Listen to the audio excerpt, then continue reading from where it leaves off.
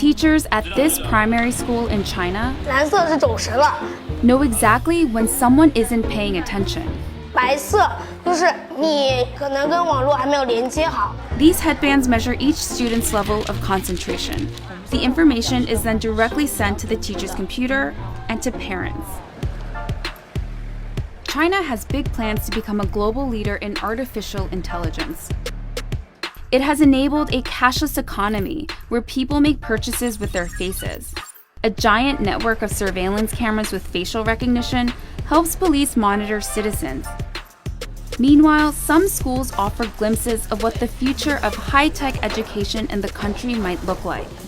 做出选择吧 Good job! Classrooms have robots that analyze students' health and engagement levels. Students wear uniforms with chips that track their locations. There are even surveillance cameras that monitor how often students check their phones or yawn during classes.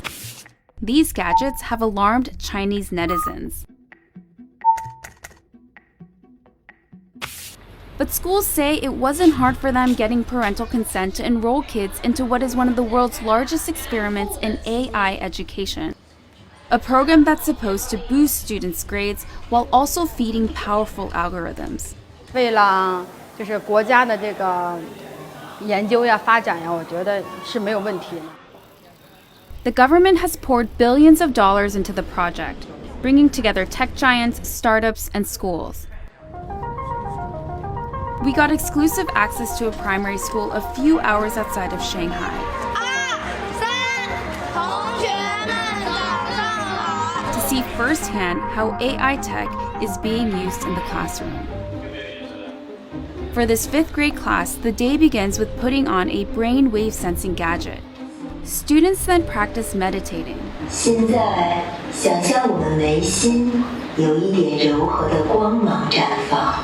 The device is made in China and has 3 electrodes, 2 behind the ears and 1 on the forehead.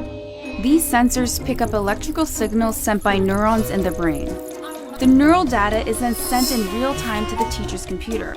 So while students are solving math problems, a teacher can quickly find out who's paying attention and who's not. 说明这段时间他是有点在那走神的。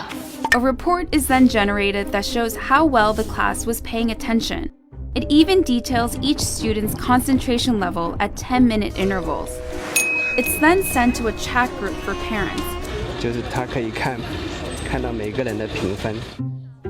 The reports are detailed, but whether these devices really work and what they exactly measure isn't as clear. We were curious if the headbands could actually measure concentration, so one of our reporters tried on the device. 但我没有感觉自己特别集中。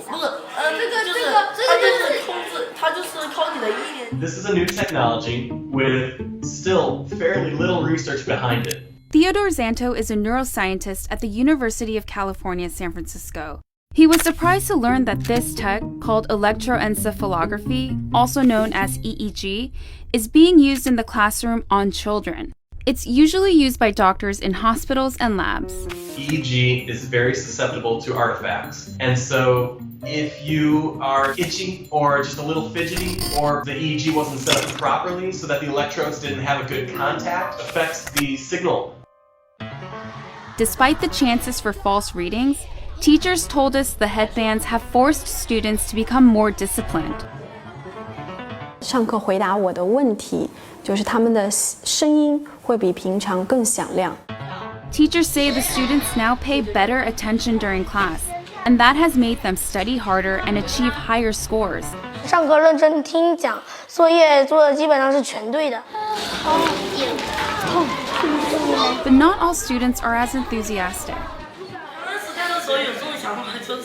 就是自己感觉是脑筋，我感觉这里有个紧的。 This 5th grader, whom we caught dozing off in class, told us his parents punish him for low attention scores. And that kind of data adds a new kind of pressure for students.